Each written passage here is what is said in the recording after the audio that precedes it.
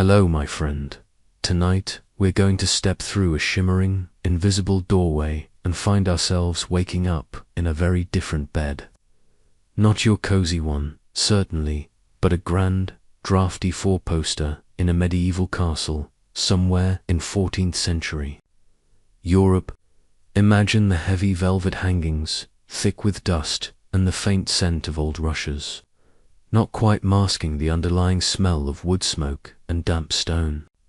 You stretch, expecting soft sheets, but instead, your hand meets coarse linen and a lumpy mattress filled with straw. This isn't a dream. This is your new reality. You are, somehow, a medieval queen, and let me tell you, you probably won't survive this. So, before you get comfortable, take a moment to like the video and subscribe, but only if you genuinely enjoy what I do here. And do me a favor, tell me where you're listening from and what time it is for you. Now, dim the lights, and let's ease into tonight's journey together. Your first sensation is the cold, not just a chill, but a pervasive, seeping dampness that seems to cling to everything. The stone walls of your chamber, thick as they are, offer little warmth against the persistent chill of the medieval morning. You pull the heavy furs closer, but the cold seems to penetrate right to your bones. The air is heavy, still, punctuated only by the distant, echoing clatter of unseen servants and the faint bleating of sheep from somewhere far below. You try to sit up, and your muscles protest, stiff from a night spent on that surprisingly uncomfortable bed. One mainstream historical fact about medieval castles is their notorious lack of central heating. Fireplaces, while present, were often inefficient, and the thick stone walls, while excellent for defense, retained cold and dampness, making life indoors surprisingly uncomfortable even for royalty. You realize that the romantic image of roaring fires in every hall often overlooks the pervasive chill that would have been a constant companion in these grand, uninsulated structures. Consider the intriguing accounts from medieval inventories that sometimes list specialized bed warmers, often long-handled pans filled with hot coals, used to take the chill off sheets before bedtime. Imagine a servant carefully sliding one of these under your rough linen, trying to create a tiny pocket of warmth in the vast, cold space. The precise impact of this constant cold and damp on the overall health and longevity of medieval royalty, and whether it contributed to common ailments like rheumatism, is a subject of ongoing scholarly debate among medical historians. It's tough to quantify the cumulative effect of perpetually clammy socks. As your eyes adjust to the dim light filtering through the narrow eye-set windows, you begin to take in your surroundings. The walls are not adorned with tapestries and bright paintings as you might expect, but are bare stone, perhaps whitewashed, with a few hunting trophies or banners hanging limply. The floor is strewn with rushes, perhaps scented with herbs, but you can feel the uneven flagstones beneath them. A strange, unfamiliar smell lingers in the air, a mixture of wood smoke, unwashed bodies, and something vaguely animal. This is no fairy tale. This is the raw, unvarnished reality of a medieval royal chamber, and your day has only just begun. The cold has barely settled in your bones before the morning ritual begins, and it's a far cry from your quiet, private, modern routine. The heavy chamber door creaks open, admitting not one, but a flurry of servants. They bustle in, carrying ewers of cold water, rough linen towels, and an array of strange, pointed implements. Your personal maid, a stern-faced woman named Eleanor, approaches your bed with a determined glint in her eye. This isn't about luxury. It's about rudimentary hygiene, medieval style, and it's surprisingly public. You are expected to sit up. perhaps shivering as Eleanor pours cold water from a metal ewer into a basin, splashing a bit onto your face and hands. There's no warm running water here, no scented soaps as you know them. Instead, a coarse, scratchy cloth is offered for drying. Brushing your teeth involves rubbing them with a rough linen rag and a mixture of herbs, perhaps mint or sage, leaving your mouth with a strange, earthy taste. Your hair, likely long and heavy, is brushed with stiff bristles, pulling at tangles that seem to have multiplied overnight. It's an exercise in discomfort, a stark reminder that even basic cleanliness is a battle against the elements and the error. It's a widely acknowledged historical fact that personal hygiene in the European Middle Ages, even for royalty, was often quite different from modern standards. While people did wash, full-body bathing was less frequent, often replaced by sponge baths or washing specific parts of the body. Access to hot, clean water was a luxury, and soap, as we know it, was not widely available, with ash and natural abrasives being more common for cleansing. This made daily routines far more rudimentary and less refreshing than you might imagine.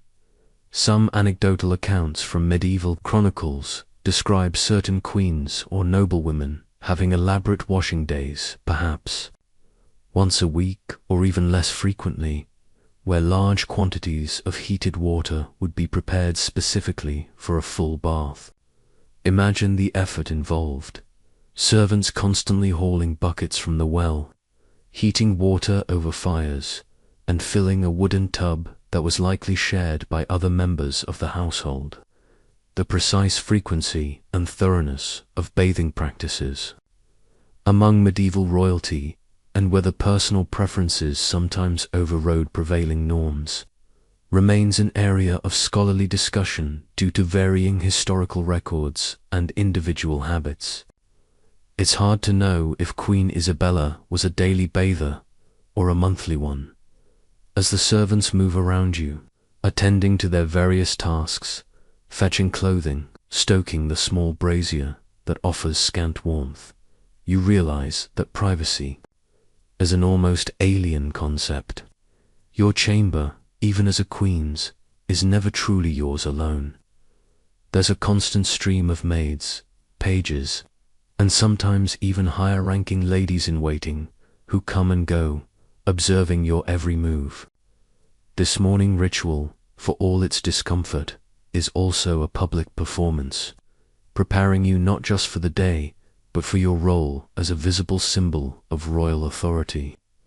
You long for a hot shower, a toothbrush, and 5 minutes of blessed solitude, but none are to be found in this drafty, bustling medieval dawn.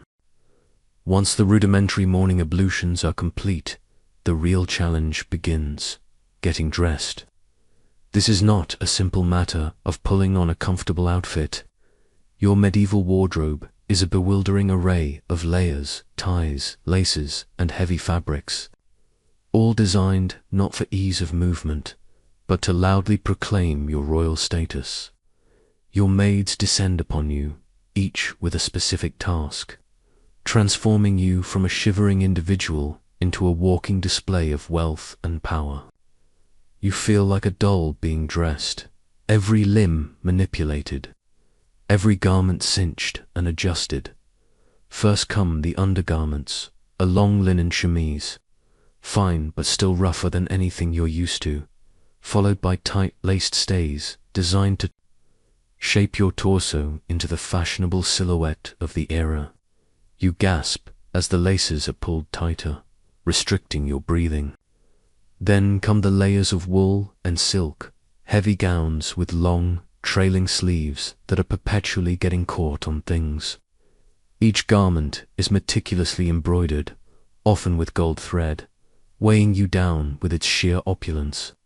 Finally, a heavy, jeweled belt is fastened around your waist, and a voluminous veil or headdress, often adorned with pearls and netting, is carefully pinned to your hair.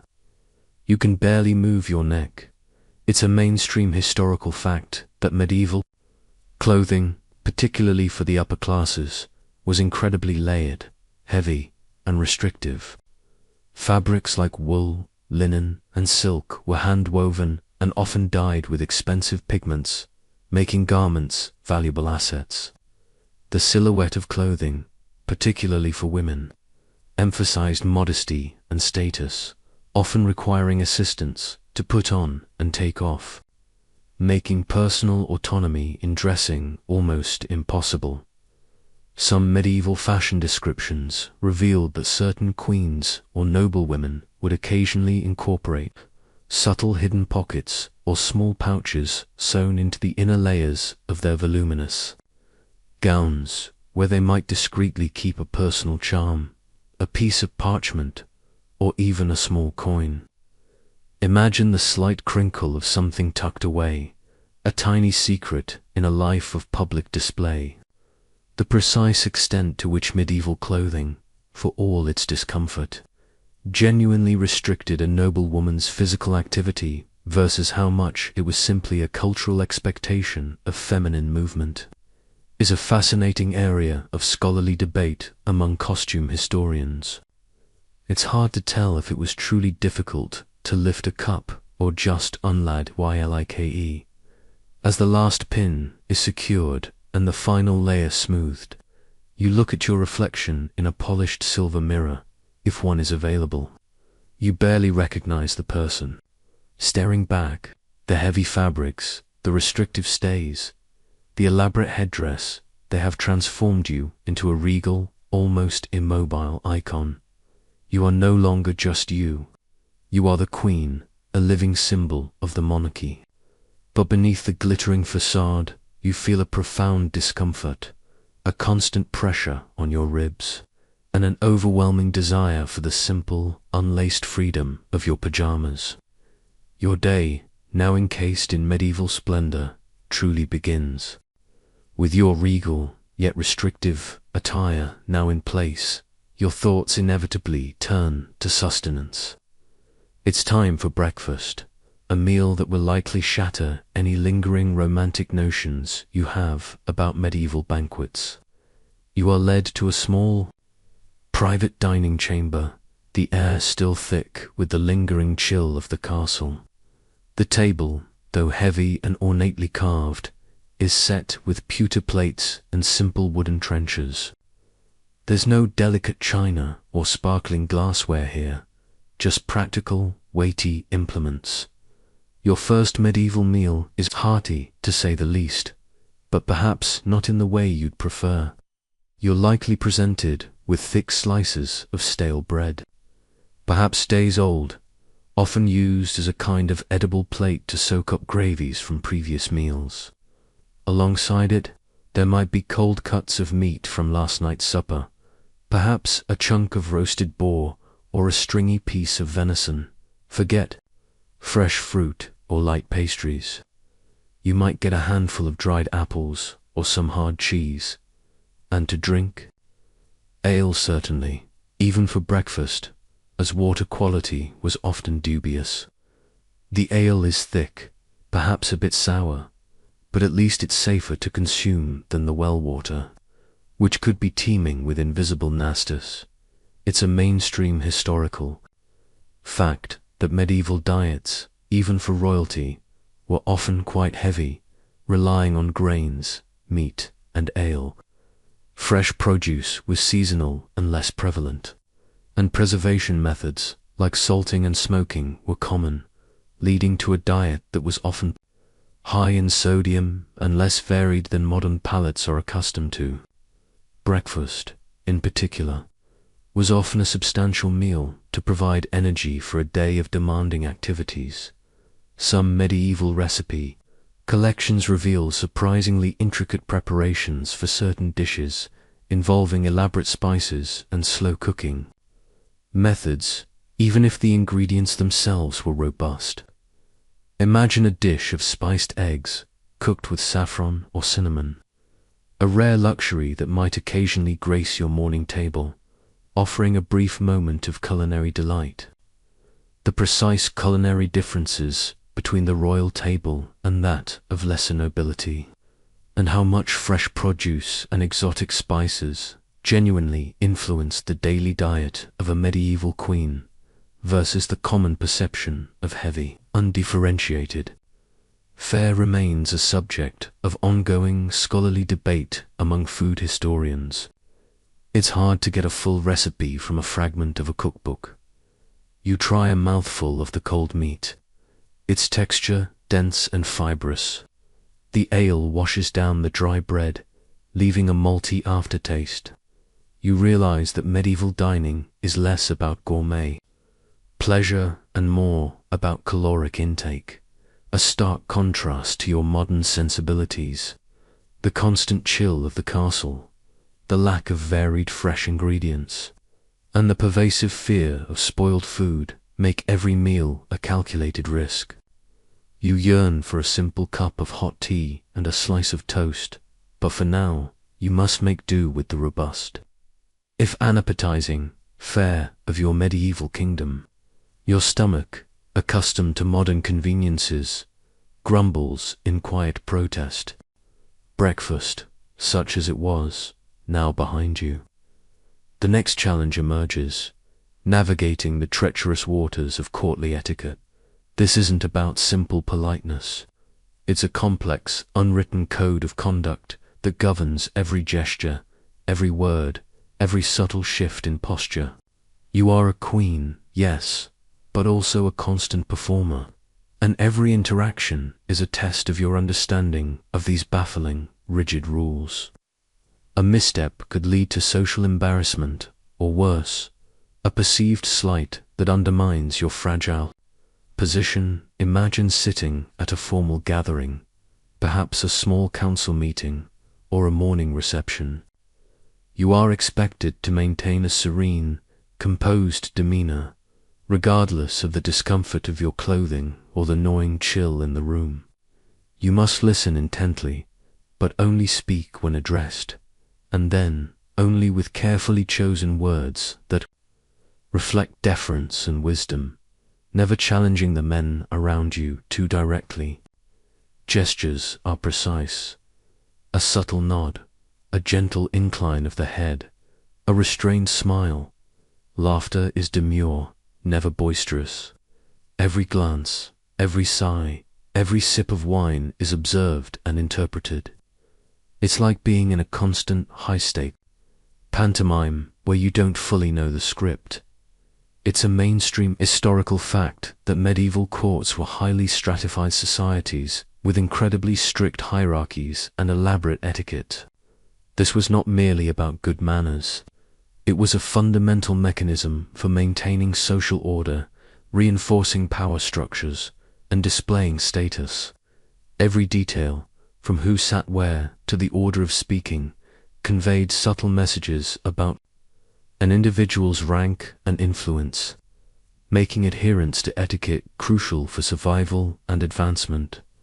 Some medieval etiquette manuals, like the Book of the Civilized Man, would meticulously detail rules for everything from how to properly clean your teeth discreetly with a cloth to how to interact with royalty, often advising extreme deference and minimal eye contact. Imagine, perhaps, being handed one of these dense, intimidating books, filled with rules that seem utterly alien to your modern sensibilities. The precise origins of certain highly specialized courtly rituals, such as specific bowing techniques, or the protocol for presenting petitions, and whether they evolved organically or were deliberately implemented by rulers to control their courtiers, remains an interesting area for scholarly debate among social historians. It's tough to figure out if it was natural or engineered. You find yourself constantly on edge, analyzing every interaction, trying to anticipate the unspoken rules. Did you stand too soon? Did you look at someone for too long? Is your smile too wide or not wide enough? The mental energy expended on maintaining this facade is exhausting. You yearn for the casual ease of modern conversation, the freedom to express your thoughts without fear of misinterpretation. But here, in the medieval court, your survival depends on your ability to seamlessly blend into a ritualized dance where every move is prescribed, and every deviation could be catastrophic. Your smile, once genuine, feels frozen, a mask of forced serenity. With the morning's rituals and the treacherous dance of etiquette completed, the moment arrives for your first direct interaction with the king, your royal husband.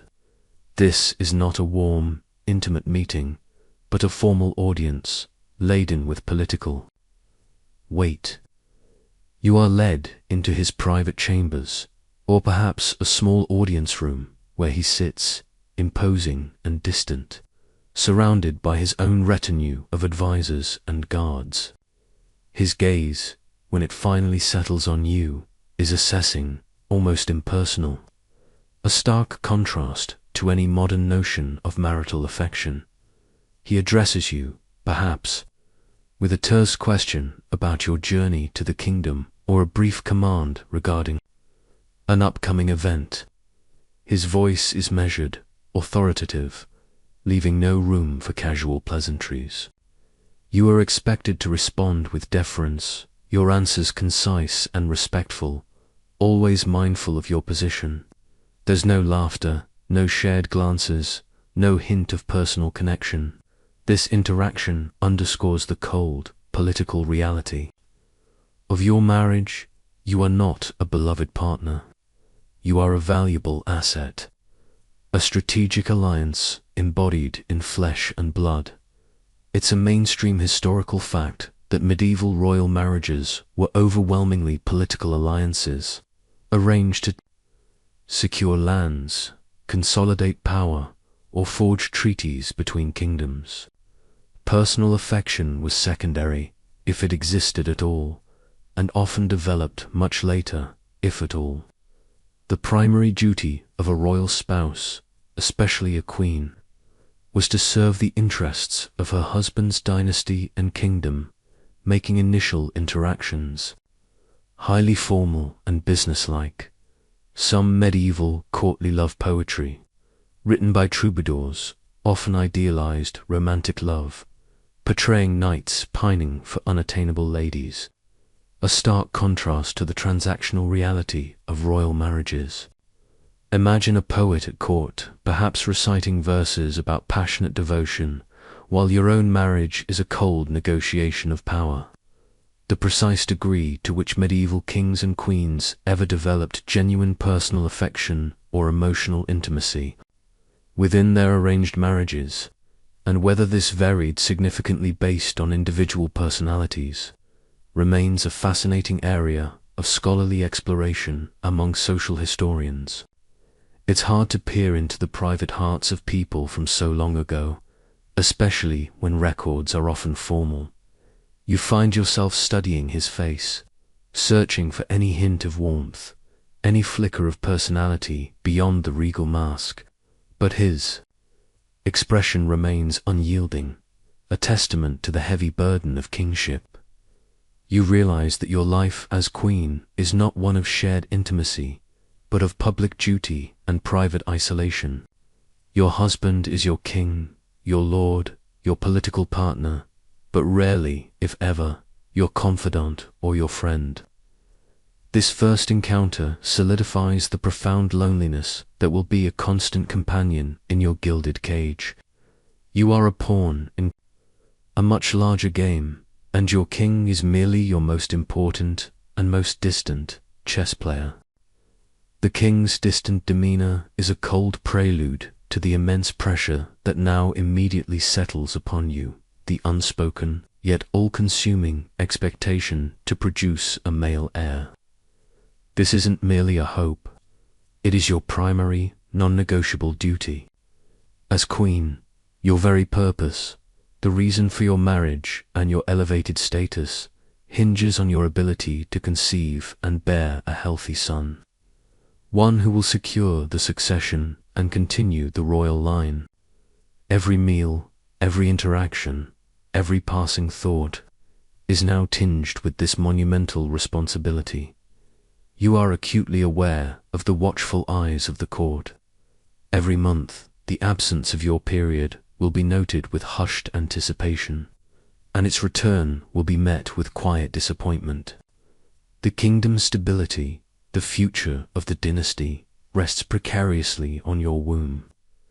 This pressure is relentless, a constant companion that overshadows all other aspects of your luxurious, yet constrained, life. You understand that your worth as queen is, for now, inextricably linked to your reproductive capabilities. It's a core historical fact that in almost all medieval European monarchies, the male line of succession was paramount. A queen's primary duty was to provide legitimate male heirs to ensure the stability and continuation of the dynasty. Failure to produce a son could lead to immense political pressure, a queen's dismissal or annulment, or even civil war, making this expectation a constant and terrifying burden. Some medieval superstitious beliefs suggested that a queen could influence the sex of her child through specific prayers, diets, or even the timing of conception, leading to various, often bizarre, practices. Imagine being offered strange potions or advised to sleep facing a particular direction, all in the desperate hope of conceiving a son.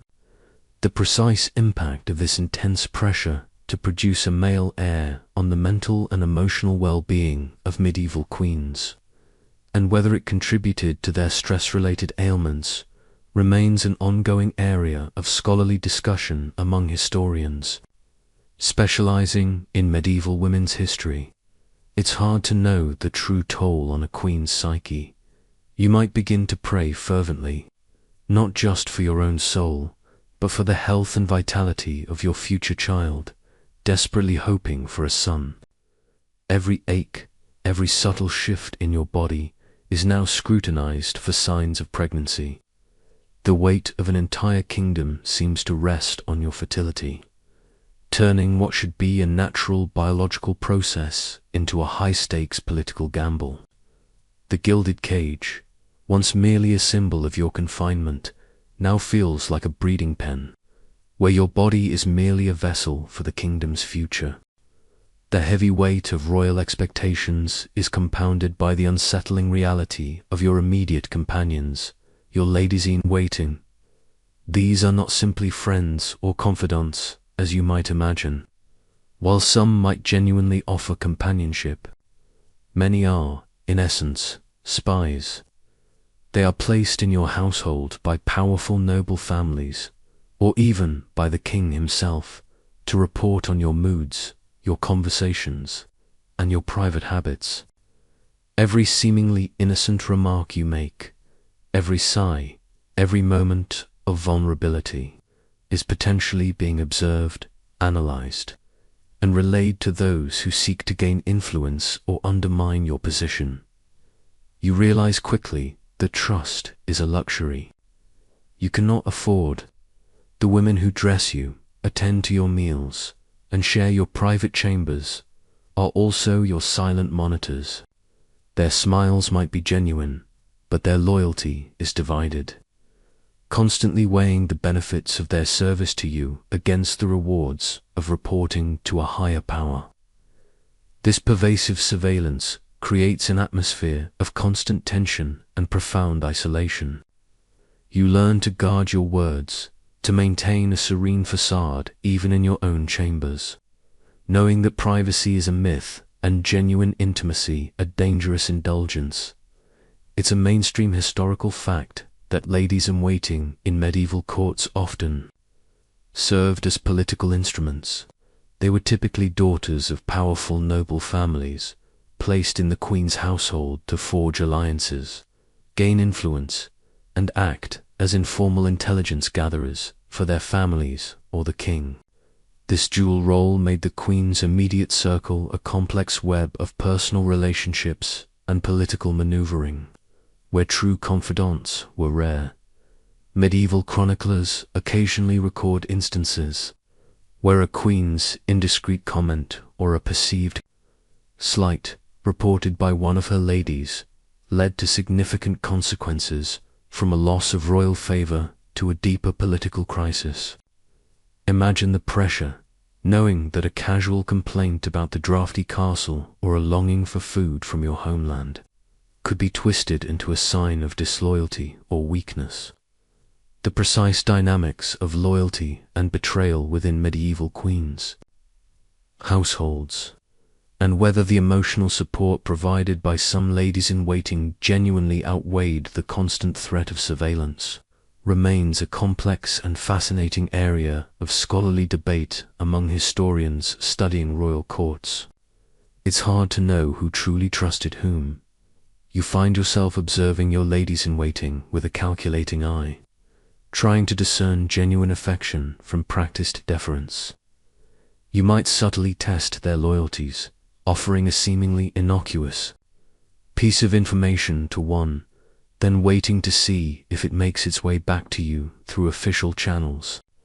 This constant vigilance is exhausting, adding another layer of strain to your already demanding life.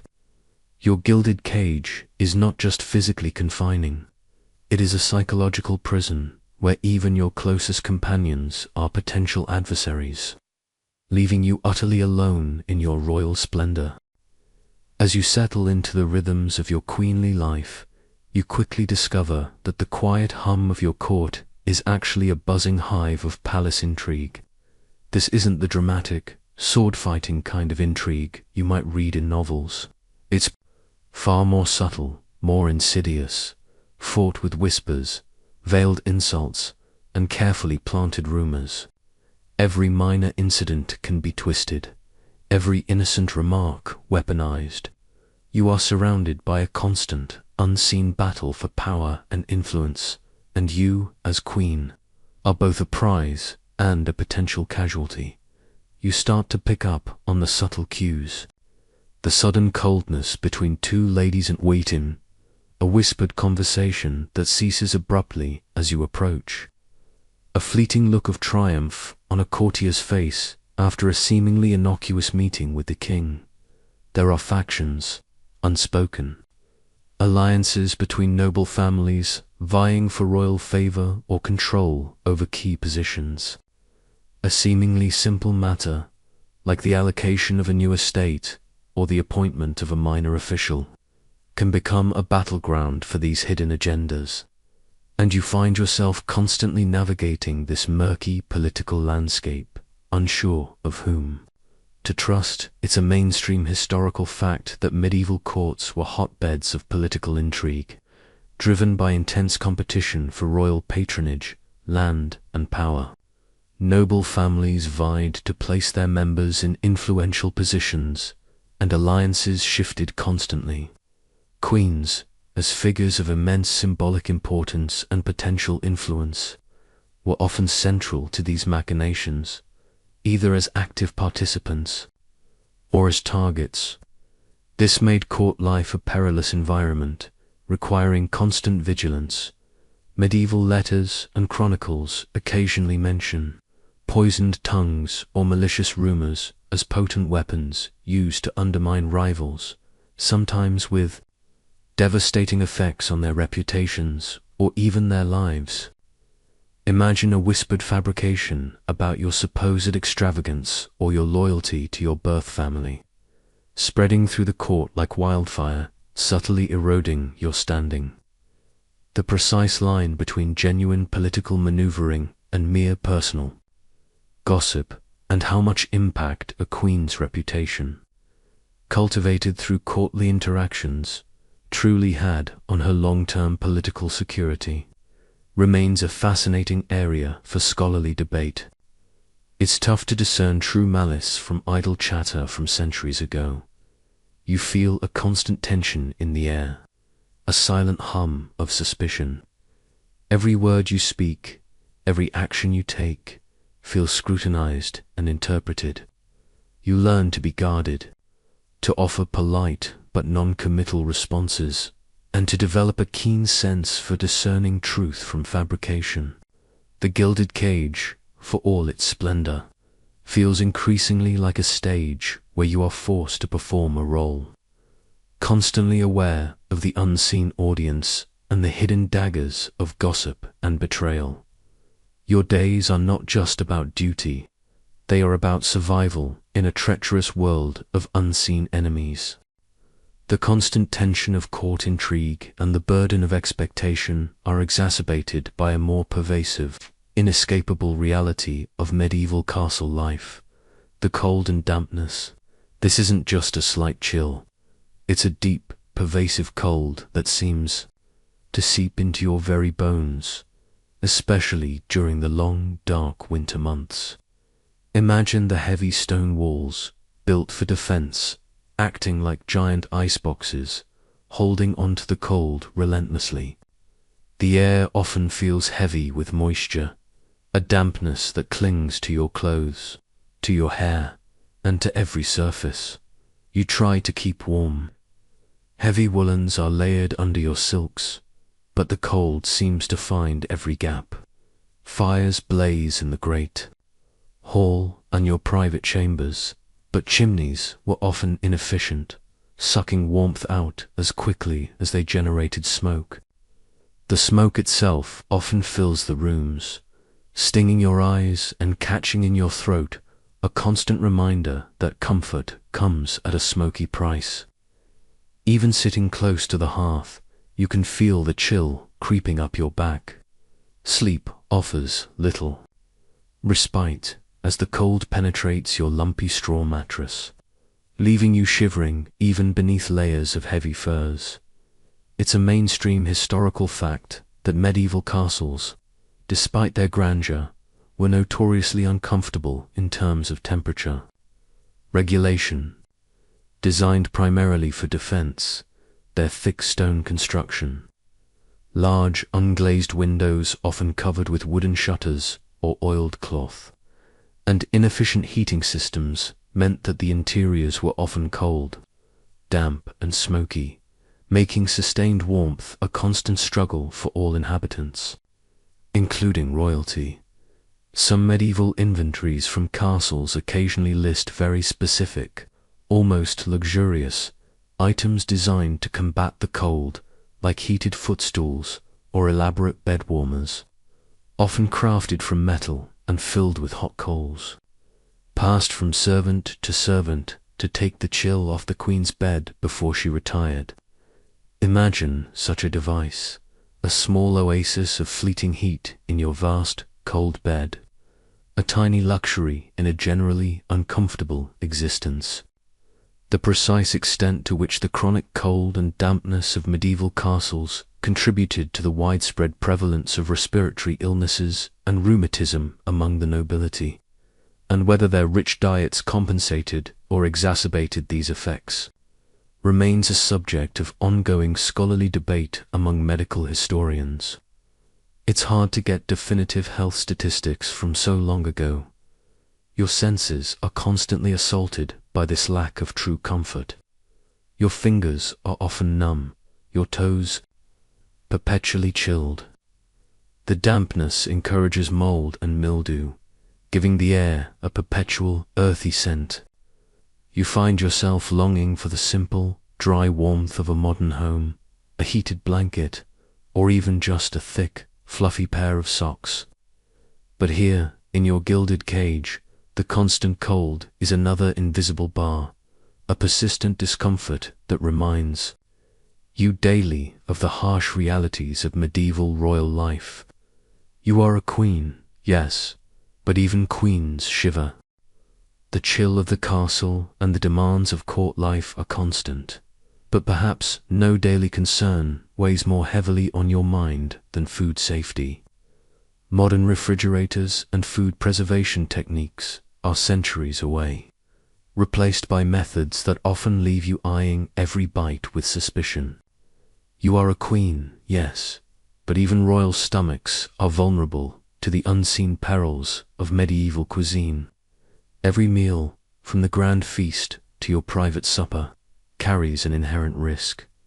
You observe the preparation of your food in the castle kitchens, a bustling, chaotic environment filled with open fires, roasting spits, and large, bubbling cauldrons. Meat, often freshly hunted, might be hung for days without proper cooling. Vegetables, though less common than meat, are rarely thoroughly cleaned. Preservation relies heavily on salting, smoking, and pickling, methods that ensure survival but often sacrifice flavor and nutritional value. You learn to recognize the subtle signs of spoilage: a faint odor, a discoloration, a slightly slimy texture, cues that would send a modern person fleeing. It's a mainstream historical fact that foodborne illnesses were a constant threat in the Middle Ages for all social classes, including royalty. Lack of refrigeration, rudimentary sanitation, and limited understanding of germ theory meant that spoiled meat, contaminated water, and improperly stored grains could easily lead to debilitating, often fatal, sicknesses like dysentery or food poisoning. Even the most lavish feasts carried significant health risks. Some medieval cookery books sometimes included surprisingly intricate methods for masking the taste or smell of slightly spoiled ingredients, perhaps by using copious amounts of strong spices like cloves or cinnamon. Imagine a dish so heavily spiced you can't quite tell what it's made of, a culinary gamble with your digestive system. The precise impact of chronic, low-level food contamination on the overall health and life expectancy of medieval royalty, and whether their seemingly robust immune systems were constantly battling subtle infections, remains a complex area of scholarly debate among medical historians. It's tough to retrospectively diagnose 1,000 years of indigestion. You find yourself eating carefully, perhaps favoring freshly roasted meats when available, or bread that you've seen baked that morning. You might be particularly wary of dishes that involve complex sauces, as they could easily conceal less than fresh ingredients. The knowledge that even a powerful queen could be laid low by a bad meal adds a layer of anxiety to every bite. You yearn for the certainty of modern food safety standards, for the simple assurance that your meal won't send you to the privy for days, or worse. The banquet table, for all its splendor, feels less like an indulgence and more like a minefield.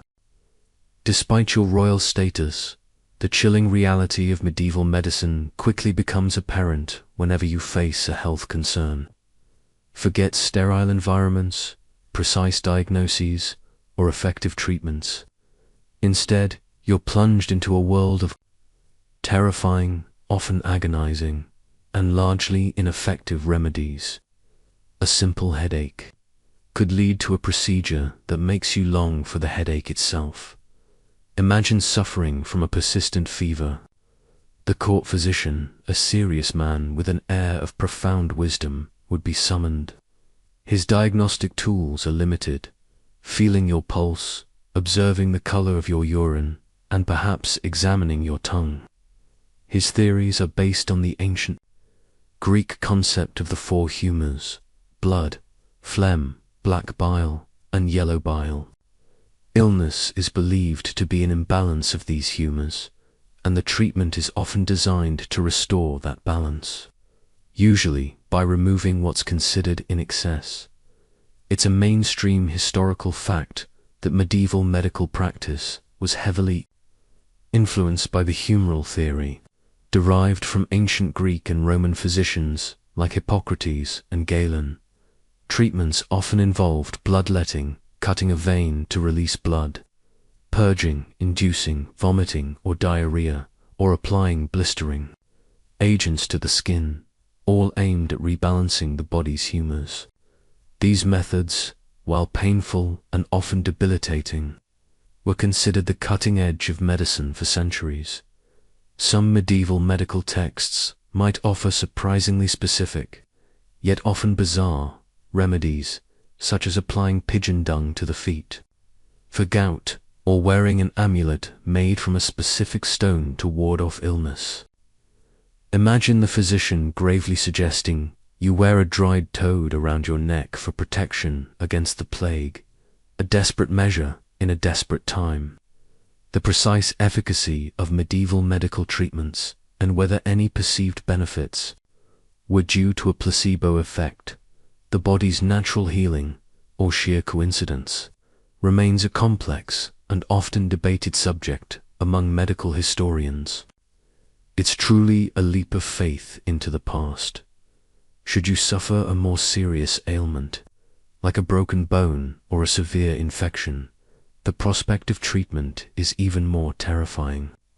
Surgeons, often barbers by trade, would perform procedures without anesthesia or proper sanitation, relying on brute force and primitive instruments. Infections, which would be easily treated with modern antibiotics, were often fatal. You realize that your royal birth offers little protection against the pervasive threats of disease and the rudimentary nature of medieval healing. A simple toothache could become a prolonged agony, and childbirth, as you will later consider, a dance with death. Your modern mind recoils at the thought, longing for a simple painkiller and a clean hospital.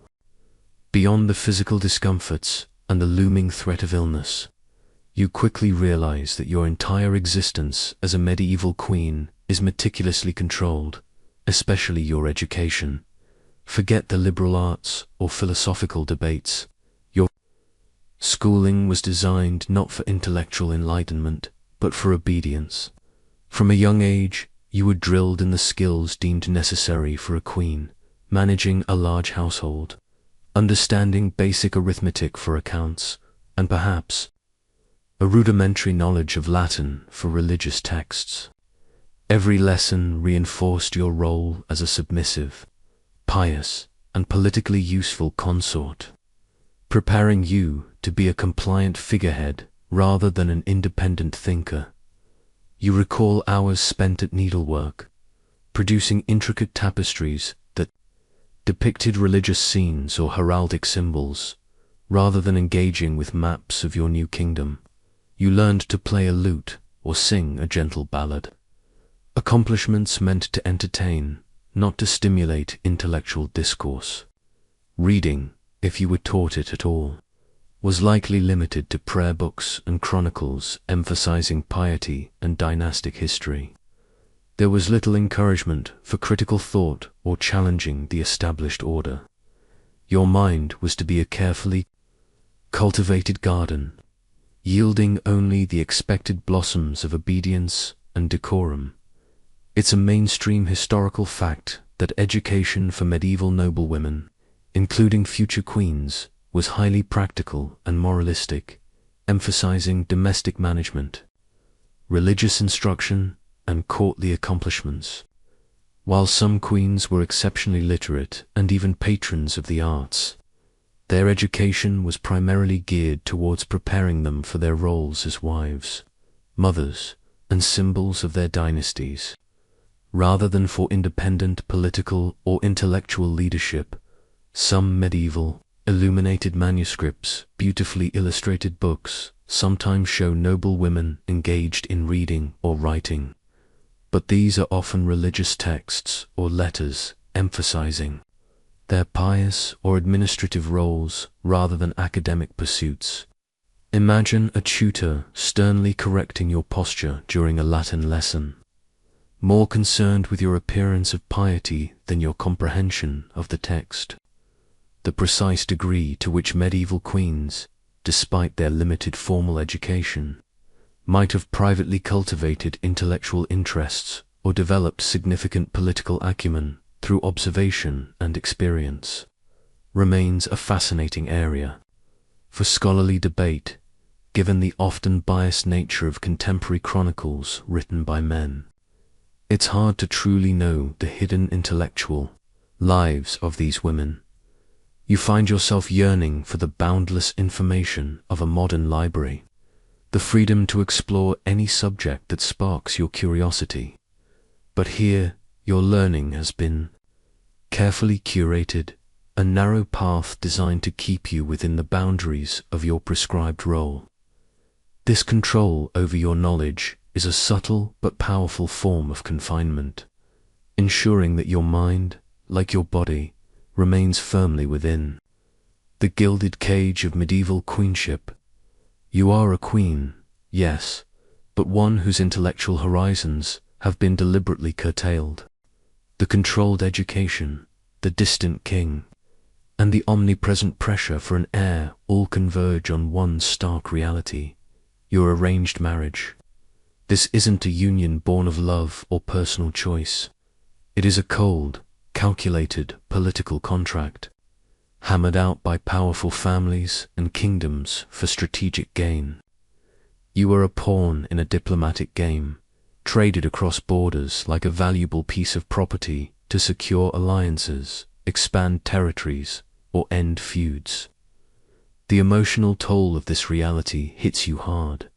You recall the journey to your new kingdom, a long, arduous trek across unfamiliar lands, leaving behind everything you knew: your childhood home, your family, your language, and your culture. Each mile deepened the sense of irreversible separation. Upon arrival, you were presented to a man who was, essentially, a stranger. Your wedding ceremony was less about vows of affection and more about public spectacle, a grand display of power and legitimacy witnessed by an assembly of nobles and foreign envoys. You were married to a crown, not to a man. It's a mainstream historical fact that virtually all royal and high-noble marriages in medieval Europe were arranged. They were crucial diplomatic tools, solidifying peace treaties, preventing wars, and combining dynastic claims to power. The personal feelings of the individuals involved were secondary to the political and economic benefits these alliances brought to their respective families and realms. This systemic approach made marriage a duty, not a choice. Some medieval marriage contracts would meticulously detail the dowry a queen brought, sometimes specifying not just lands and money, but also specific jewels, tapestries, and even the number of servants she was allowed to bring from her homeland. Imagine the weight of a document listing your worth in cows and castles. The precise extent to which medieval queens, despite their arranged marriages, managed to carve out spaces for personal affection or influence within these politically charged unions, and whether initial antipathy sometimes evolved into genuine partnership, remains a fascinating area for scholarly debate among social historians. It's hard to know if the queen truly cared for the king, or if it was just good acting. You find yourself navigating this marital landscape with a blend of resignation and quiet determination. Your husband is your lord, and your duty is clear. There's a profound loneliness that settles deep within you, a yearning for genuine connection that medieval royal life seems ill-equipped to provide. You are bound by duty, by politics, and by the heavy weight of expectation, a queen in a gilded cage where even love is a luxury you cannot afford. Your marriage, for all its pomp and circumstance, feels like a perpetual, unspoken negotiation. Your carefully constructed image, a blend of heavy silk and forced serenity, is put to the ultimate test during your first public appearance. This isn't a brief wave from a balcony. It's a grueling ordeal, a calculated display of royal power that demands immense physical and mental endurance. Imagine a procession through muddy, unpaved streets, or a lengthy ceremony in a vast, cold cathedral, exposed to the elements and the relentless scrutiny of hundreds, if not thousands, of eyes.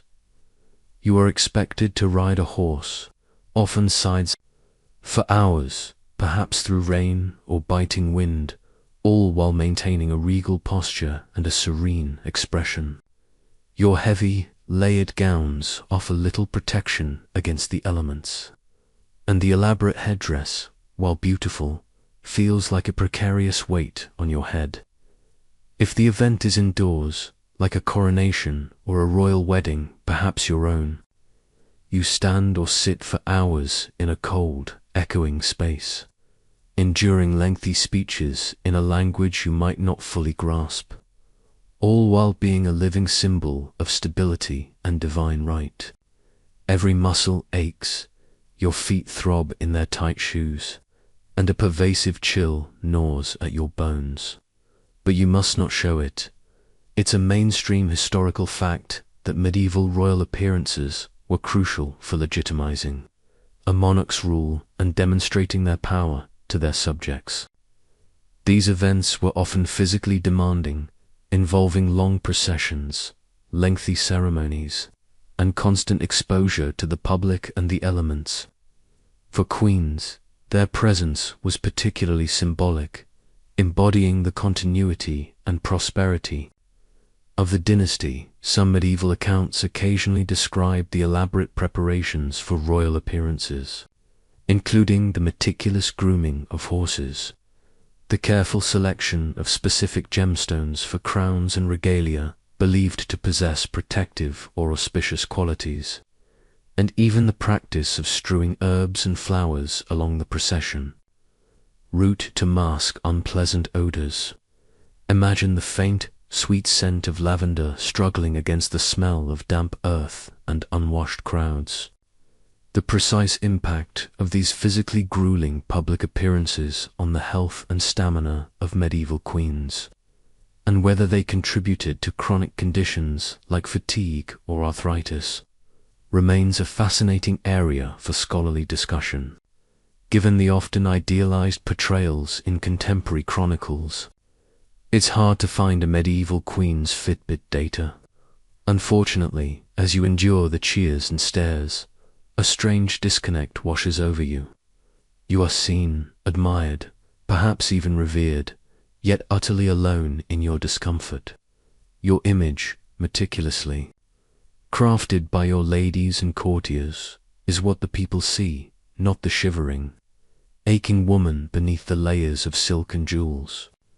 You are a spectacle, a symbol, and the ordeal of maintaining that facade is exhausting.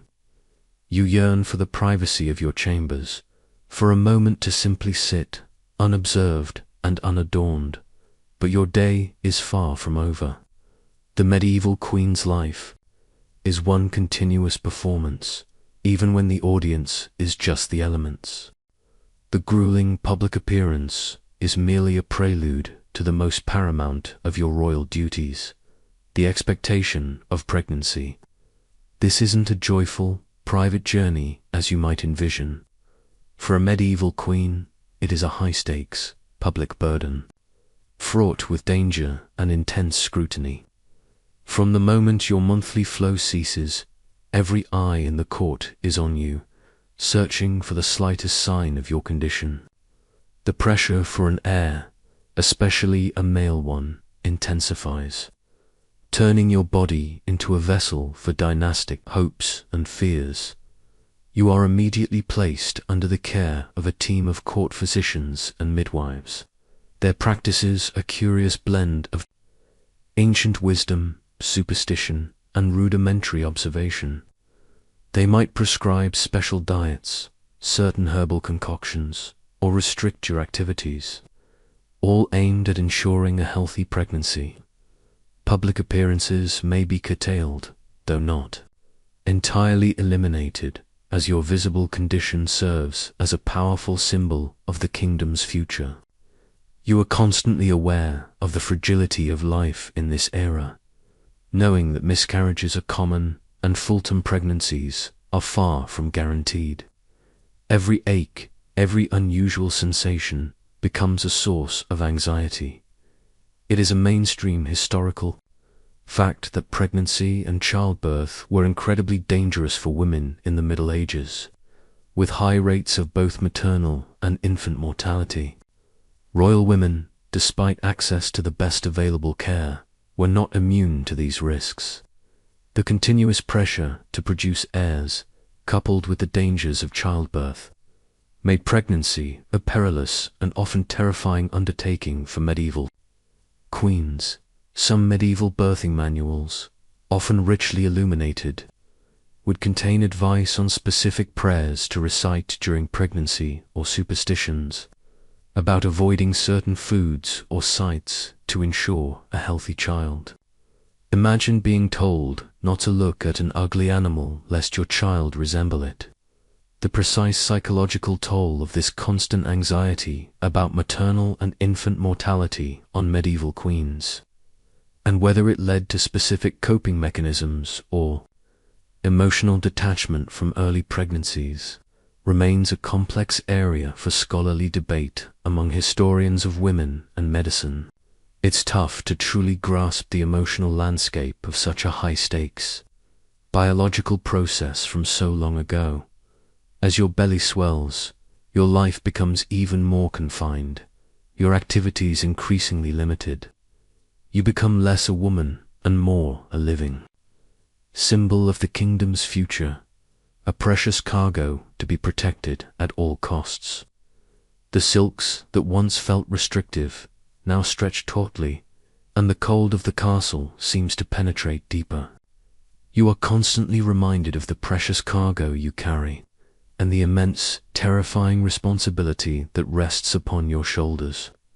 The anticipation, for you, is less about joy and more about the looming ordeal of childbirth and the desperate hope for a living, breathing, male heir.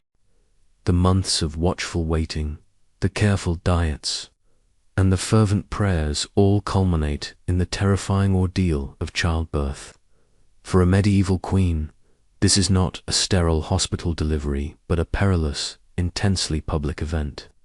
As the first pangs of labor begin, your chamber, once a semi-private refuge, transforms into a bustling, often chaotic, birthing room, filled with female attendants, midwives, and even select noble women, all witnessing your struggle. Your husband, the king, is conspicuously absent. Men typically didn't attend births. You lie, or more likely, sit upright on a birthing stool, surrounded by well-meaning but often medically ill-equipped women. There are no pain medications as you know them, no epidurals, just herbal concoctions, meant to ease the pain or hasten the process, their effectiveness questionable. The air is thick with the scent of herbs, sweat, and perhaps fear. Midwives, relying on generations of handed-down experience, guide you through the process, offering encouragement, prayers, and sometimes rather rough physical assistance. The process is lengthy, agonizing, and incredibly dangerous for both you and the child. It is a mainstream historical fact that childbirth was the leading cause of death for women in medieval Europe, particularly for queens and noble women who were expected to bear many children. Lack of understanding of hygiene, rudimentary medical intervention, and complications like hemorrhage or infection meant that each birth was a gamble with a woman's life. This inherent danger made childbirth a terrifying prospect, even for those with access to the best care available at the time. Some medieval birthing practices included incredibly superstitious elements, such as placing blessed relics near the birthing bed, or even literally opening every locked chest and door in the castle, believing it would help open the birth canal and ease labor. Imagine a frantic maid scurrying around, unbolting every window, all while you are in agony. The precise impact of these highly ritualized and often painful birthing practices on maternal and infant outcomes, and whether the psychological stress they induced sometimes exacerbated physical complications, remains a complex area for scholarly debate among medical historians. It's truly a leap of faith into the past.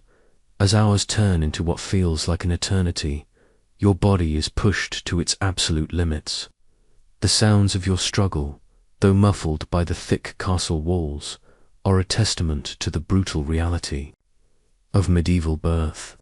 You endure the pain, the exhaustion, and the constant fear, driven by the singular, overwhelming desire to deliver a living, healthy child, particularly a son, to secure the future of your dynasty. This is the ultimate test of a medieval queen, a terrifying crucible from which many did not emerge. Even if you survive the brutal ordeal of childbirth, the intense relief is immediately tempered by another pervasive fear that haunts every medieval mother: the shadow of infant mortality. In this era, bringing a child into the world is only the first perilous step. The constant, heartbreaking threat of your child's early death looms large, a silent anxiety that colors every moment of newfound motherhood. You live with the knowledge that many royal babies, despite all available care, simply don't survive their first year, or even their first few weeks. You watch your newborn with a vigilance born of terror. Every sneeze, every cough, every slight change in color sends a jolt of fear through you. You might find yourself constantly checking their breath, touching their tiny forehead for fever. Wet nurses, often peasant women, are employed to suckle your child, as it's believed their milk is more robust than a noblewoman's. But even they bring their own risks of disease or insufficient nourishment. The fragility of life, particularly infant life, is a stark reality that medieval medicine is ill-equipped to combat. It's a mainstream historical fact that infant and child mortality rates in medieval Europe were incredibly high across all social classes, including royalty. Diseases that are easily curable today, such as measles, smallpox, or even common infections, were often fatal. Lack of hygiene, poor nutrition, and limited medical knowledge meant that a significant percentage of children did not live to adulthood, making the survival of an heir a constant source of anxiety for medieval monarchs. Some medieval religious practices involved baptizing infants as quickly as possible after birth, even if they were gravely ill, to ensure their soul would enter heaven if they died. Imagine the hurried preparations for a baptism ceremony, knowing it might be the only formal rite your child experiences. The precise emotional impact of this pervasive infant mortality on medieval queens and mothers, and whether it led to a degree of emotional detachment or a profound private grief that went unrecorded, remains a complex area for scholarly debate among social historians. It's truly heartbreaking to contemplate the constant loss. Your attachment to your child, particularly if it is a male heir, is tinged with this constant underlying dread. You cherish every moment, every tiny hand grasp, every soft gurgle, knowing that each day of survival is a victory against overwhelming odds. The joy of having produced an heir is inextricably linked to the terrifying vulnerability of that tiny life. You are a queen, a mother, but also a silent sentinel, perpetually guarding against the unseen forces that could snatch your precious child away at any moment. The gilded cage, once your prison, now becomes a fragile sanctuary for the most vulnerable life in the kingdom. The immense pressure to produce living heirs is barely past before a new, equally profound duty presents itself: the cold, calculated negotiation of your children's political marriages. For you, the medieval queen, your children are not just beloved offspring. They are valuable diplomatic assets, pawns in the intricate game of power played across Europe.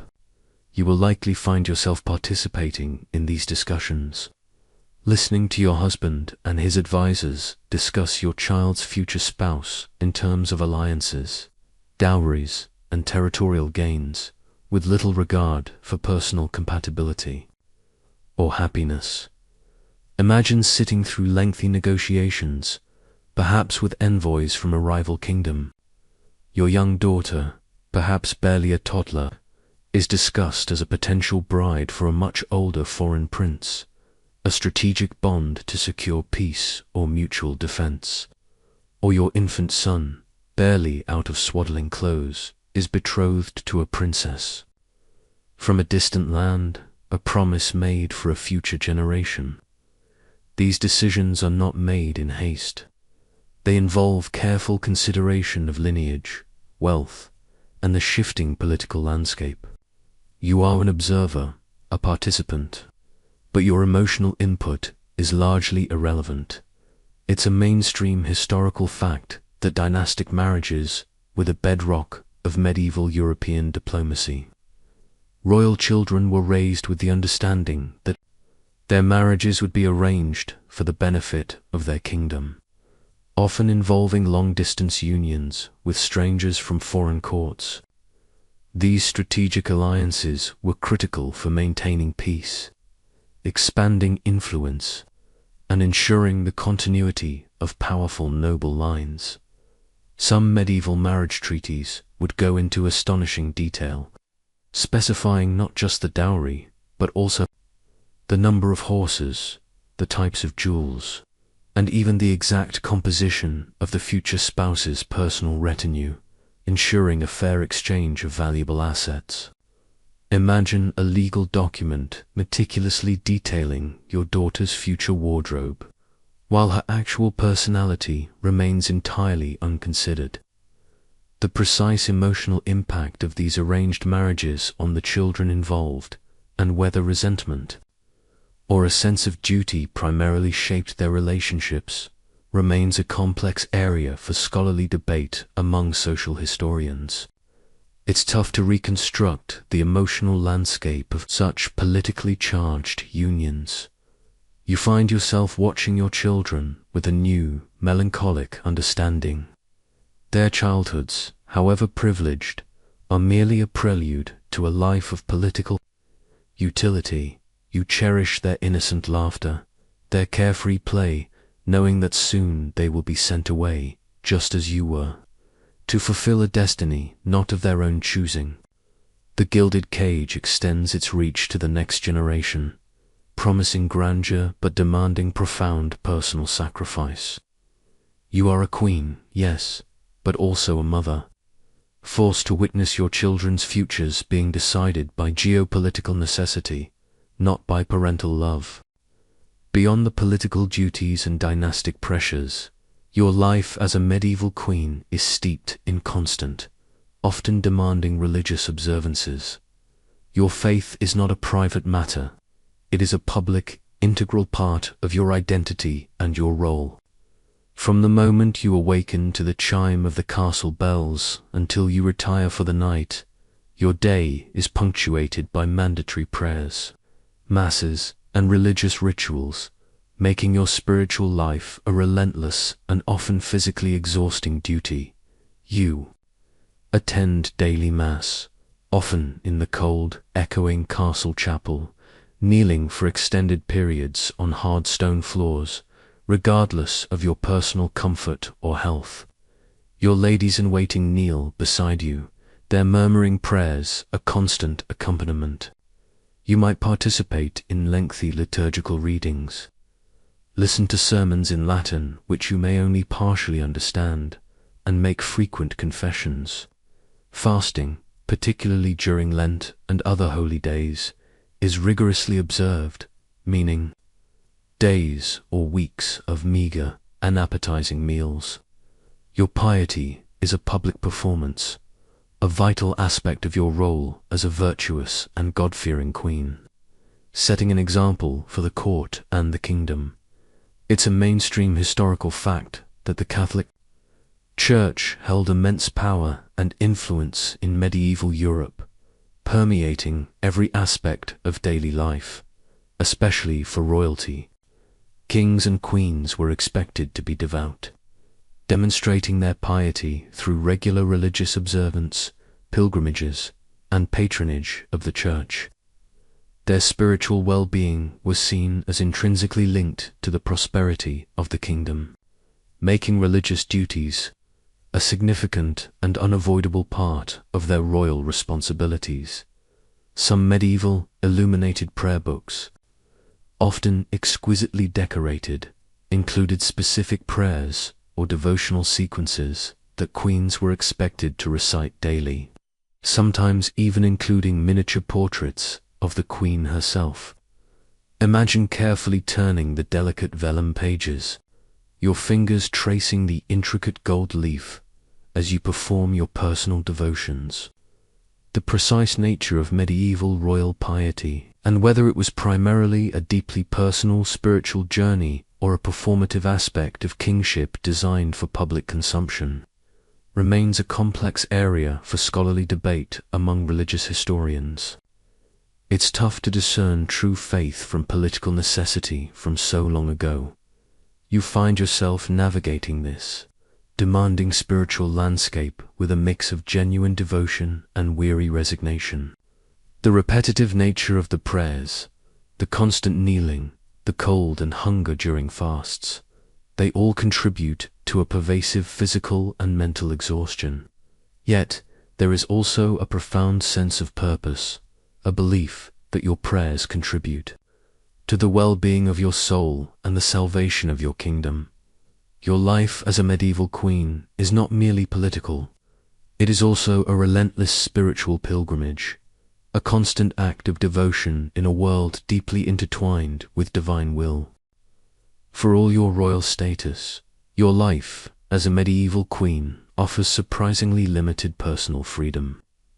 You are under constant surveillance, a prized possession to be guarded and observed, not an individual free to roam or choose her own path.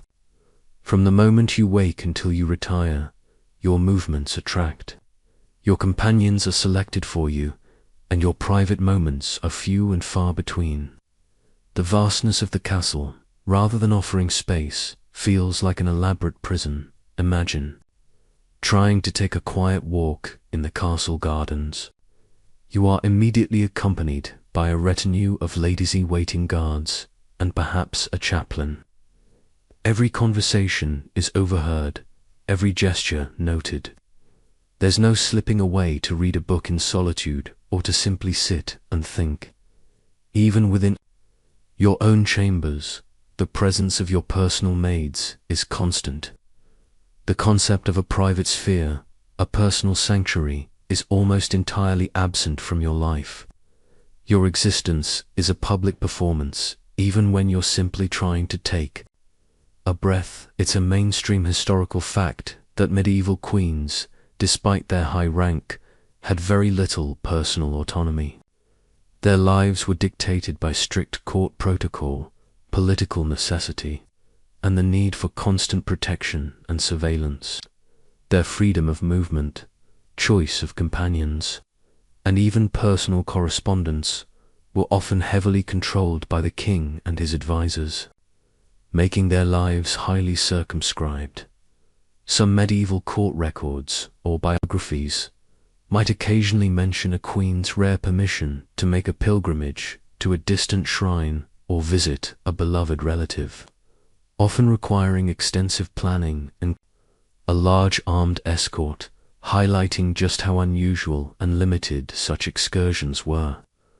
Imagine the immense effort required just to visit your sister a few days away. The precise extent to which medieval queens, despite these restrictions, managed to exert subtle forms of personal agency or maintain private networks of confidants remains a fascinating area for scholarly debate. As much of their true inner lives went unrecorded, it's hard to read between the lines of history. You find yourself yearning for simple things, the freedom to walk alone in a field, to choose your own book, to have a conversation without the unspoken presence of listeners. This constant lack of privacy, this perpetual state of being observed, is profoundly isolating. Your gilded cage, for all its splendor, is built with invisible bars of societal expectation and constant scrutiny, ensuring that your freedom is always a carefully managed illusion. You are a queen, yes, but a queen whose every move is dictated by duty and whose personal space is virtually none.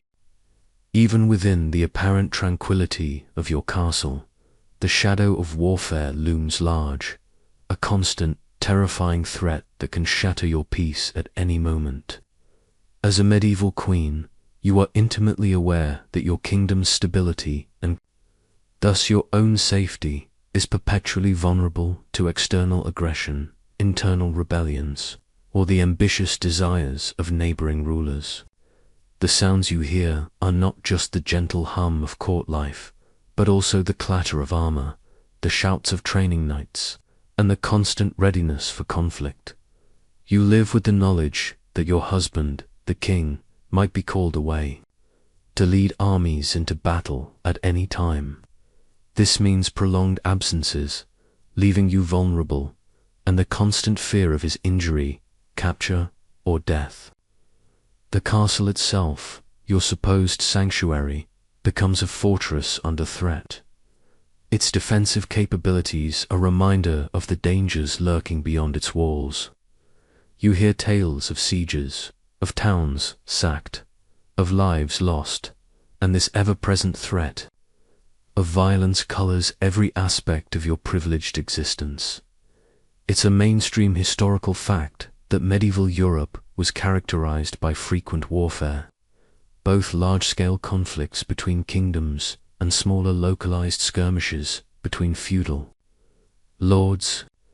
Kings were constantly engaged in defending or expanding their territories, making military readiness and the threat of violence a pervasive reality for everyone, including royalty. Queens often bore the administrative burden during their husbands' absences, adding to their already significant responsibilities.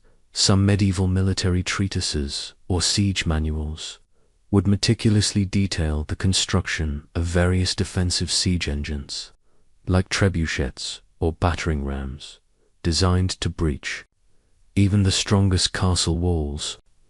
Imagine being shown diagrams of such terrifying machines, knowing they could be aimed at your home. The precise psychological impact of this constant threat of warfare on medieval queens, and whether it fostered resilience or a pervasive sense of anxiety about their own and their children's safety, remains a complex area for scholarly debate among historians studying medieval conflict. It's hard to imagine living with that constant dread. You learn to listen for subtle signs, the sudden tightening of security, the hurried preparations of soldiers, the arrival of messengers bearing urgent dispatches. You might be responsible for overseeing the castle's provisions in anticipation of a siege, ensuring enough food and water for its inhabitants. The grand halls, meant for feasts and celebrations, can quickly transform into spaces for strategic planning or treating the wounded. Your gilded cage, for all its beauty, is ultimately a military stronghold, a stark reminder that even queens are not immune to the pervasive violence of the medieval world. The clang of steel, however distant, is a constant, unsettling drumbeat in your royal life. Your role as queen extends beyond the domestic and the dynastic. You are also thrust into the treacherous arena of diplomacy. This isn't just polite conversation. It's a high-stakes dance of alliances, negotiations, and subtle manipulations, where your words and actions can have profound consequences for your kingdom. You find yourself meeting foreign envoys, receiving ambassadors, and perhaps even drafting letters to distant monarchs, all while constantly aware of the hidden agendas and potential betrayals that lurk beneath the surface. Imagine sitting at a long, heavy table, facing a stern-faced envoy from a neighboring kingdom, perhaps one that was recently at war with your husband's realm. You are expected to be gracious, but firm, to convey strength without aggression, and to protect your kingdom's interests without giving offense. You listen carefully, trying to decipher hidden meanings in their polite phrases, understanding that every word is carefully weighed. You might be tasked with negotiating a marriage alliance, settling a border dispute, or simply exchanging formal courtesies that mask deeper political tensions. The language barrier, if it exists, only adds another layer of complexity to this intricate performance. It's a mainstream historical fact that medieval queens often played crucial roles in diplomacy, acting as intermediaries between kingdoms, negotiating treaties, and fostering alliances, particularly when they had family connections to foreign courts. Their position as women could sometimes allow them to engage in diplomatic discussions in ways that male rulers might find more challenging, often softening hardened positions or building personal rapport. This made them vital, if sometimes understated, players on the international stage. Some medieval diplomatic correspondence sometimes contained subtly coded messages or used specific phrases to convey deeper meanings to trusted allies, requiring a keen understanding of courtly language and political nuances. Imagine trying to read between the lines of a flowery letter from a distant cousin, searching for a hidden warning or a secret plea. The precise extent to which medieval queens truly wielded independent diplomatic power versus acting primarily as extensions of their husband's will, and whether their gender was an advantage or a hindrance in these negotiations, remains a complex area for scholarly debate. It's hard to separate a queen's personal influence from her husband's policy. You feel the immense weight of responsibility during these diplomatic encounters. A single misspoken word, a misinterpreted gesture, could ignite a new conflict or undermine a fragile peace. You learn to choose your words with extreme care, to observe body language, and to project an air of confident authority, even when your internal anxieties are raging.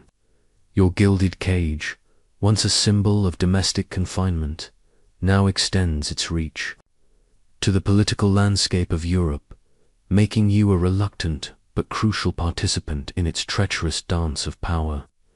Every smile exchanged feels like a strategic move. Just when you think your schedule is completely filled with courtly etiquette, political maneuvering, and dynastic pressures, you find yourself confronted by a stream of unforeseen royal obligations. These aren't the grand, pre-planned events, but unexpected duties and demanding tasks that constantly emerge, consuming any dwindling sliver of free time you might have hoped for. A medieval queen's life is a constant series of unexpected demands, leaving little room for personal respite. Imagine receiving a sudden delegation from a remote part of the kingdom, requiring your immediate attention for a petition concerning land disputes or a plea for justice. Or perhaps a neighboring lord arrives unannounced, demanding a diplomatic meeting that stretches for hours, requiring your full attention and charm. You might be called upon to oversee the urgent preparation of a new set of royal garments, or to personally inspect a shipment of grain for the castle, ensuring its quality and quantity. These tasks are often mundane, sometimes tedious, but always essential, and they fall to you because of your unique position. It's a mainstream historical fact that medieval queens, beyond their ceremonial and reproductive duties, often held significant administrative responsibilities within the royal household and sometimes even within the broader kingdom. They could manage vast estates, oversee finances, dispense justice, and act as regents in their husband's absence.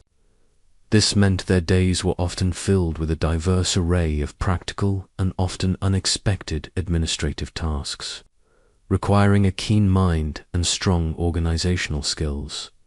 Some medieval royal account books or household inventories occasionally include meticulous records of a queen's unexpected expenditures, such as emergency repairs to a castle wall or the provision of aid to a village struck by famine. Imagine poring over ledgers, trying to balance the kingdom's expenses, while grappling with a sudden influx of refugees. The precise division of labor between a medieval king and queen in terms of these unforeseen administrative or charitable duties, and whether a queen's proactive engagement in these matters enhanced her political standing or was merely an expected burden, remains an intriguing area for scholarly debate. It's hard to tell if it was initiative or just obligation. You learn to be constantly adaptable, to shift gears at a moment's notice, and to handle a dizzying array of responsibilities that would overwhelm a modern individual. There's no off-duty. For a medieval queen, every hour can bring a new demand, a new crisis to address. Your supposed luxurious life is, in reality, a relentless treadmill of duty, leaving you perpetually exhausted but with a growing sense of competence in an increasingly complex world. Your gilded cage has many rooms, and it seems you are expected to inhabit all of them simultaneously. Amidst the relentless duties and pervasive discomforts, you might occasionally find fleeting moments of entertainment. These aren't the high-tech, immersive diversions of your modern world, but the simpler, often crude, pleasures of medieval life. You learn to appreciate these small reprieves, clinging to them as vital escapes from the constant pressure of your royal role. Imagine a troupe of travelling minstrels performing in the great hall. Their music, played on lutes and rebecks, might be repetitive, their voices sometimes off-key, but the stories they sing of chivalry and distant lands offer a brief escape from the castle's realities. Perhaps a jester, with his painted face and bladder on a stick, attempts to amuse the court with crude jokes and physical comedy. You might even participate in a game of chess or backgammon, though your opponents are likely more concerned with pleasing you than with winning. These moments, however unsophisticated, are breaks in the otherwise rigid schedule, allowing for a rare smile. It's a mainstream historical fact that medieval entertainment for the nobility often included music, storytelling from bards or minstrels, games like chess, and sometimes more elaborate performances by acrobats or jesters. These forms of entertainment were communal, designed to entertain large groups, and served to alleviate the monotony of daily life in a time without widespread literacy or modern media. For queens, these were often their only opportunities for light-hearted diversion. Some medieval illuminated manuscripts depict elaborate feasts where entertainers performed acrobatic feats or even enacted short plays, suggesting a more visually dynamic form of entertainment than simple music. Imagine a performer balancing on a tightrope stretched across the great hall, their precarious act holding the attention of the entire court. The precise level of sophistication and variety in medieval royal entertainment, and whether simpler pastimes like storytelling truly engage the intellect of a queen as much as grand spectacles, remains a fascinating area for scholarly debate among cultural historians. It's tough to know how much genuine enjoyment was derived from these simple pleasures. You find yourself appreciating these moments, however fleeting or crude. A particularly witty jest from the fool, a surprisingly beautiful melody from a minstrel, or the simple satisfaction of winning a game of chess. These are the small victories in a life largely dictated by others. They offer a temporary respite from the chilling castle, the political maneuvering, and the pervasive fear. Your gilded cage, for a brief spell, feels a little less confining, allowing you a glimpse of simple, human joy that exists even within the demanding confines of a medieval queen's life.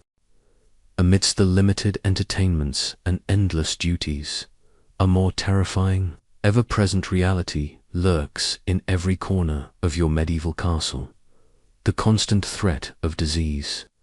Forget modern vaccines, antibiotics, or even a basic understanding of germ theory. You live in a world where illness can strike swiftly and indiscriminately, turning a minor cough into a fatal pneumonia, or a small cut into a deadly infection. Every sniffle, every ache, sends a shiver of fear down your spine. Imagine the pervasive lack of sanitation. Waste is often thrown into castle moats or open pits, attracting vermin. Water sources, though seemingly clean, are often contaminated. Personal hygiene, as you've experienced, is rudimentary. When a major illness, like the dreaded plague, sweeps through the land, it doesn't just affect the common folk. It reaches into the highest echelons of society. You hear horrifying tales of entire families wiped out, of bustling towns becoming ghost cities, and you know that your royal blood offers no true immunity. It's a mainstream historical fact that medieval Europe was ravaged by frequent epidemics and endemic diseases, with the Black Death in the mid-14th century being the most devastating example, wiping out an estimated 30 to 50% of the population. Life expectancy was significantly lower than today, and even for royalty, death from disease was a common occurrence, making public health a constant. Terrifying gamble. Some medieval medical texts might offer rather alarming preventative measures, such as carrying pouches of strong-smelling herbs, or even wearing amulets made from dried toads, in the desperate hope of warding off the plague. Imagine being advised to sniff vinegar-soaked rags or avoid bathing entirely, as it was sometimes believed to open pores to disease. The precise epidemiological impact of these often bizarre preventative measures, and whether they had any psychological benefit despite their lack of medical efficacy, remains a fascinating area for scholarly debate among medical historians. It's truly a testament to humanity's early, often futile, fight against invisible foes.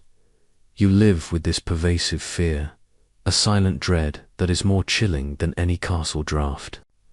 Every time a servant coughs, every time a family member complains of a fever, your heart clenches.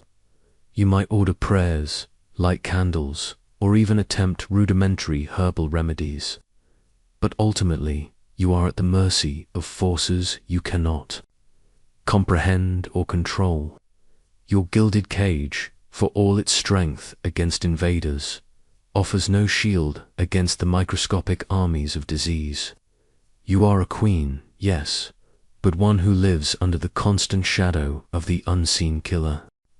As if the constant threat of disease weren't enough, your life as a medieval queen is perpetually overshadowed by the gnawing anxiety of a succession crisis. This isn't a hypothetical political problem. It's a very real and present danger that can plunge your kingdom into chaos, threaten your family's lives, and unravel everything you've worked for. Every rumor of a rival claimant, every illness suffered by your children, every whisper about the king's health fuels this profound paranoia. Imagine the tension in the court when the king falls ill. Suddenly, the focus shifts entirely to your male heir, if you have one, or to the various factions vying for power if the succession is unclear. Noble families, sensing an opportunity, begin to align themselves, subtly preparing for a struggle.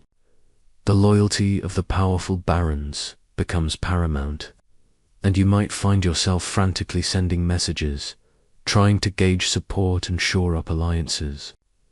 The stability of the entire kingdom hangs by a thread, and your family, at the center of it all, is incredibly vulnerable.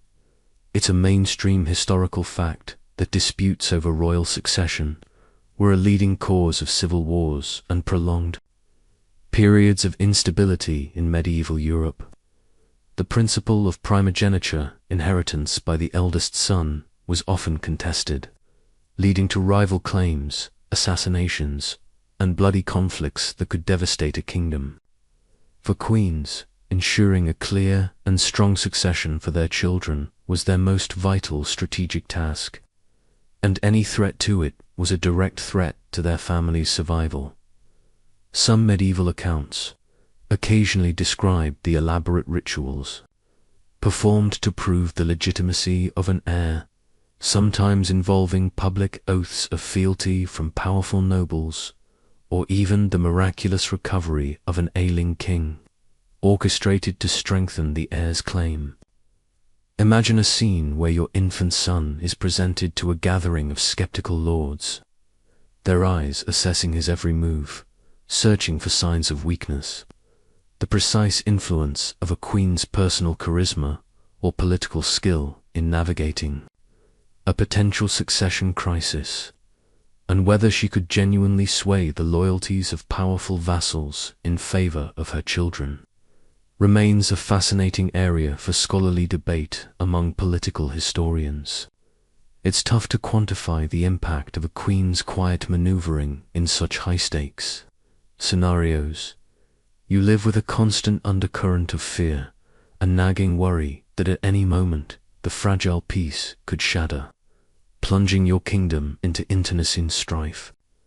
Every potential marriage alliance, every birth, every death, is analyzed through the lens of its impact on the succession. Your gilded cage, once merely a symbol of your confinement, now feels like a precarious fortress, constantly under threat. From within and without. You are a queen, yes, but one whose life is inextricably bound to the volatile fate of her dynasty, always one heartbeat away from chaos. The constant tension of succession crises and the lingering threat of warfare coalesce into an even more insidious reality, the pervasive knowledge that betrayal lurks everywhere. As a medieval queen, your power, though seemingly absolute, is built on a foundation of shifting loyalties. Even those closest to you, trusted advisors, long-serving courtiers, even members of your own extended family can turn against you in an instant, driven by ambition, greed, or fear. Trust is a luxury you can rarely afford, making every relationship a potential minefield. Imagine receiving a cryptic warning from a loyal informant, hinting at a plot involving a high-ranking noble. Or perhaps you overhear a hushed conversation that reveals a trusted ally is secretly corresponding with your husband's enemies. The stakes are incredibly high. A betrayal could mean the loss of lands, the imprisonment of your children, or even your own death. This constant vigilance, this need to discern truth from deception, consumes a vast amount of your mental energy, leaving you perpetually isolated by suspicion. It's a mainstream historical fact that medieval courts were rife with betrayals, conspiracies, and shifting alliances. Loyalty was often fluid, based on self-interest and the pursuit of power, rather than steadfast devotion. Figures like queens, who often lacked direct military power, were particularly vulnerable to the machinations of ambitious nobles or rival factions, making vigilance against betrayal a crucial, if exhausting, part of their daily lives. Some medieval chronicles vividly describe elaborate plots involving forged letters, poisoned goblets, or cunning deceptions designed to discredit or eliminate rivals, often with chilling success. Imagine finding a small, unsigned note hidden in your chamber, warning you of a supposed illness that has suddenly afflicted a minor noble who was critical of your husband. The precise motivations behind individual acts of betrayal in medieval courts, whether driven purely by personal ambition, genuine ideological differences, or coercive threats from more powerful figures, remains a fascinating and complex area for scholarly debate among historians specializing in court politics. It's truly difficult to unravel the intricate web of ancient loyalties. You find yourself constantly analyzing interactions, searching for the subtle tells of disloyalty in a fleeting glance or a carefully worded phrase. You learn to weigh every piece of information, to discern the motives behind every act of flattery or criticism. This pervasive atmosphere of suspicion fosters a profound sense of loneliness. Your gilded cage, for all its splendor, is a lonely fortress, its walls seemingly strong but constantly threatened by the unseen daggers of betrayal from within. You are a queen, yes, but one whose life is a perpetual game of chess against invisible adversaries. As the medieval day finally draws to a close, and you prepare for another night in your drafty, luxurious prison, you find yourself utterly exhausted, not just physically from the heavy clothing and endless formal appearances, but mentally from the constant vigilance, the political maneuvering, and the gnawing anxieties that define your existence.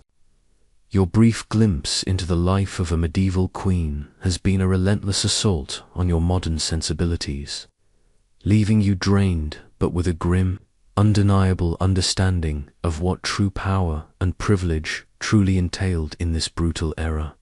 You reflect on the day's events, the cold morning ritual, the suffocating layers of clothing, the unappetizing meals, the polite but watchful ladies in waiting, the distant king, and the ever-present shadow of infant mortality and succession crises. You recall the hidden intrigues, the subtle betrayals, and the pervasive threat of disease. Your life, for all its opulence, is a continuous performance, a high-stakes gamble where personal comfort and freedom are gladly sacrificed for dynastic survival.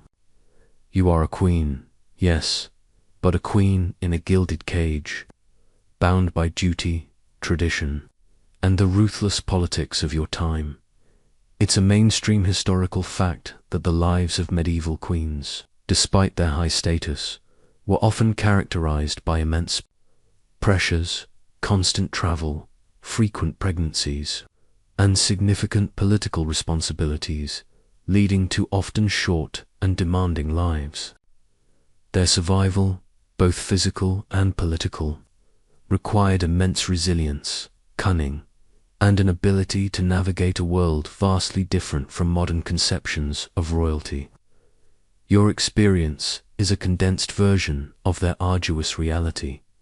Medieval chronicles sometimes mention queens who, despite their hardships, maintained a formidable presence and a keen intellect, becoming respected figures in their own right, quietly influencing policy and maintaining stability.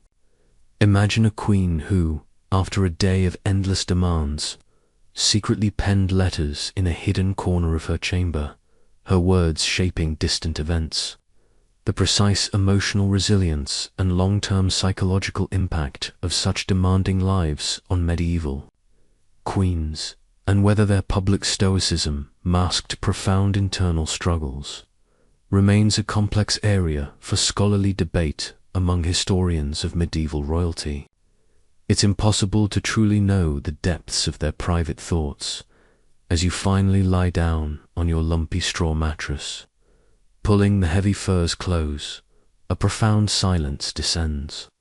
The castle sleeps, but your mind races, replaying the days. Exhausting events you have survived, for one day at least, as a medieval queen. But the experience leaves you with an overwhelming gratitude for the comforts of your own time, hot water, privacy, freedom of choice, and the simple luxury of a life not constantly under threat. The dream of medieval royalty, you now know, is far from a fairy tale.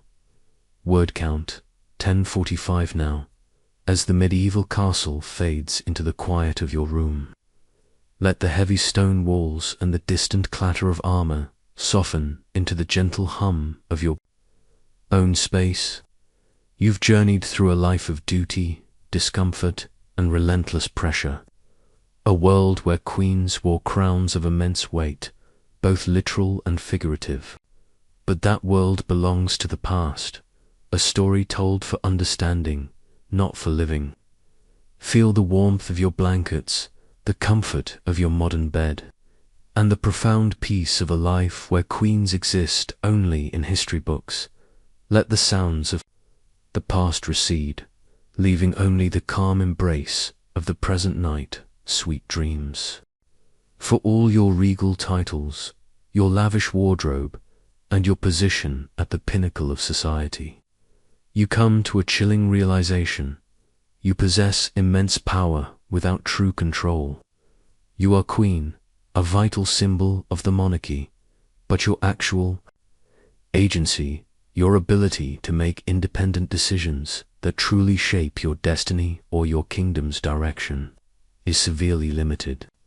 You are a powerful piece on the chessboard, but the hand that moves you is almost never your own. Imagine desiring to initiate a charitable project to aid the poor in your kingdom. You can propose it, certainly, but the funds must be approved by the king and his council, and the implementation will be overseen by his appointed officials. You might wish to influence a political decision, to offer a strategic piece of advice, but your words are often heard through the filter of male advisors, whose own agendas often take precedence. Your power is indirect, exercised through subtle persuasion and careful manipulation, rather than direct command. You are a figurehead, draped in authority, but largely devoid of true autonomy. It's a mainstream historical fact that while medieval queens held significant symbolic and often administrative power, especially as regents, their political authority was largely derivative of their husbands or sons. They could exert influence, but rarely wielded independent executive power. Their roles were often defined by their ability to provide heirs, maintain court stability, and engage in diplomacy on behalf of the crown, rather than initiating broad policy changes themselves. Some medieval queens, particularly those with strong personalities or shrewd political minds, occasionally managed to bypass formal structures and exert influence through informal networks of patronage or by cultivating personal relationships with powerful figures. Imagine a queen subtly manipulating a conversation at a feast, planting an idea that the king later believes is his own. The precise balance between a medieval queen's symbolic authority and her actual practicability to exert political control, and whether her power was inherently limited by gender or largely by specific circumstances, remains a complex and often debated subject among historians specializing in medieval queenship. It's tough to measure such nuanced influence. You chafe against these invisible chains. You are consulted, yes, but rarely truly decide. You oversee, but rarely truly command. The weight of your title feels like a cruel joke when confronted with the reality of your restricted agency. Your gilded cage, for all its imposing presence, is a beautifully constructed illusion of power, designed to contain and direct your influence rather than unleash it. You are a queen, a powerful symbol, but you are not truly free, a constant, quiet frustration in your royal life.